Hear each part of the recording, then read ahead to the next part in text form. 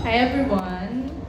So congratulations. I'm so excited to watch the series. And so simple lang naman yung question ko. Yeah, so how has the novel changed you? So this is for all. So even the writer, how has the novel changed you? Um, yung isulat ko po yung I Love You Since 1892, doon ko po na-realize na I love reading, I love research. Tapos, I'm a mental health professional po kasi. So, bawat character, meron silang pinagdadaanan. May dahilan bakit ganun yung decision nila. So, gusto kong ipakita doon sa nobela na hindi natin dapat husgahan yung tao base lang sa kung ano yung nalaman natin. Kailangan natin tingnan kung ano yung mga nangyari na nakaraan, bakit ganun siya, bakit ganun yung reaction niya, bakit ganun siya magsalita.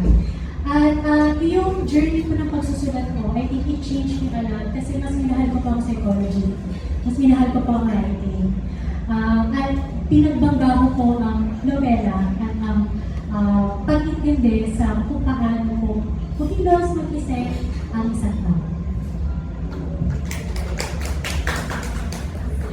What others? Great. Paano na-change? Babaguhin ko lang ng konti, medyo, ako ang pinakabata dito. So it's not about change anymore. It's more about appreciation. Unang-unang natutuwa ako na maraming mga batang nagsusulat. Na-amaze ako na at 19, nakagawa ng nobela sa Binibining Mia, malaking bagay yun. Masaya ako na may Wattpad. So maraming salamat sa Wattpad kasi pinagpapabuloy niya ang kultura ng pagbabasa sa panahong napakahirap pagbasa. So malaking bagay ang Wattpad sa hindi lamang sa reading habit, kundi ang contribution nito sa pop culture. Maraming salamat sa mga talento katulad ni na Heaven, Jerome, at saka ni na Joseph. Nabuhay ako at nangarap maging direktor nung panahon ni na Nora at Vilma. Naging estudyante ako nung panahon ni na Maricel at Sharon at naging direktor ako sa panahon ni na Judy Ann Santos at Angelo De Leon at Donna Cruz.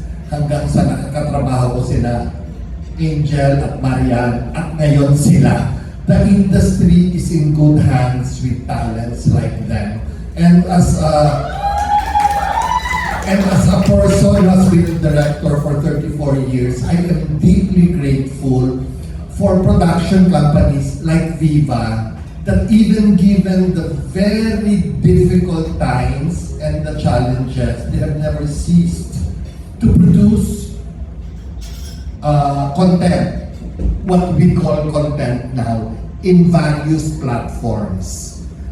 They're still hanging on na mabubuhay ang silver screen, ang cinema. They are exploring streaming platforms and moving into vertical cinema. And that is what life and art is all about. It's about change and adaptability, continuance and representation. At sa edad kong to, nagpapasalamat ako na hindi lamang ako witness, kundi bahagi ng ganitong klaseng revolusyon. Thank you.